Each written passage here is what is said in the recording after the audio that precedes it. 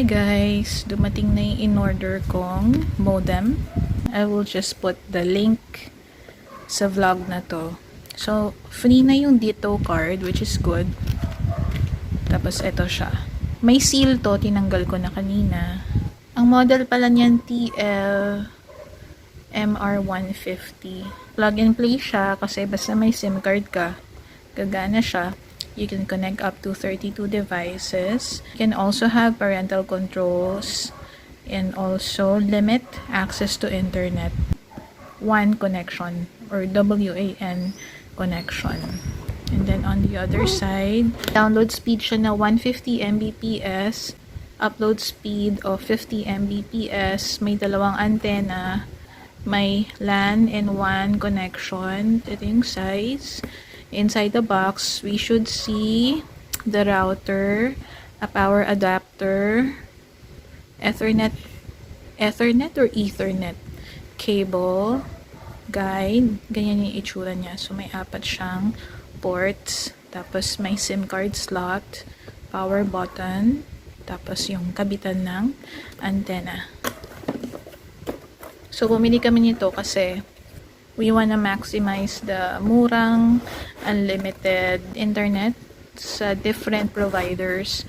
E diba minsan si Gomo, merong $499 per month. Minsan naman si Ditto. Minsan naman si Smart ang meron. Si Globe hindi ko sure. Since hindi naman to nakalock sa isang telco or sa isang network. So, kahit anong SIM card, pwede kong isaksak dito. So, ito yung laman niya. Here's the adapter. Maganda rito, ganyan yung adapter niya. Yung mabilis lang i-plug. Siguro more than 1 meter to. Antenna. Ayan, fresh na fresh. Bago lang. Ito na yung box. Maliit lang siya, oh. It's not too big. Magaan lang rin siya. Siguro yung mga nandito sa white, I think baka password or reset. So, tatakpan ko na lang. Teka lang, check ko. Ang nakalagay lang dito, model number, serial number, PIN. So, hindi siya 5G enabled. Pero, pag in-insert mo yung mga SIM cards ng Ditto, Gomo, and Globe, I think mag-work naman sila. Hindi lang 5G. Para sa antenna yata to. And then, the ports, power, on-off button, WPS reset, and the SIM card slot. Ganyan. Tapos, paano na twist to? Ayun. Twist, and then you can fold it like that. Ayan. Yan na siya.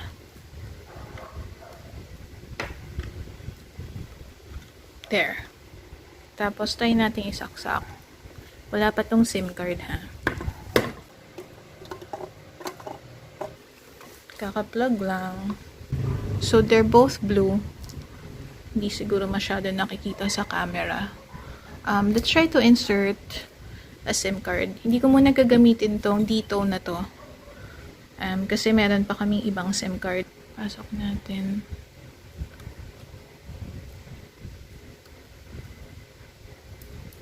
Merong ibang marker na nag-turn on. Meron na rin ito. Okay, so it seems like the Ditto SIM is working. Basahin natin tong installation guide. Pag ito yung mga nakita dun sa device, power on, internet on, Wi-Fi on. Okay, so all of that nakailaw naman. Launch a web browser, tapos ito yung i-type. 192.168.1.1, create a new password. So, pag connect sa 192.168.1.1, it will ask you for your new password and confirm your password. So, magpapasok muna kami ng password namin. Wait lang. We entered our new password and then let's click on let's get started. Let's choose our time zone. Philippines na lang piliin natin. GMT +8. Ayan. Profile name, APN, username, password. Walang keyboard na lumalabas eh. Next nga natin kung may lalabas. Ito yung name ng device. Yung sa baba, itong may 6871. Yan yung password ng device. Hindi ko napapakita yung buo for this vlog. Click on next. And then, success na daw. So, try natin mag-speed test. Let's do it now. Dito SIM.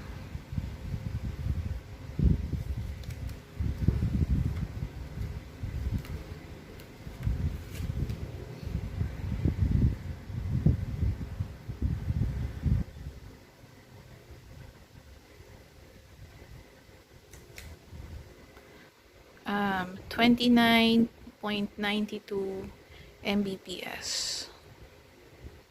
By the way, in the box, meron ding ano to? Meron palang slot ng SIM card. Meron ding cable. Please subscribe to our channel. Next naman, ang gagawin ko is to try the Smart Rocket SIM. Tapos, i-speed test din natin. Thank you for watching. Bye!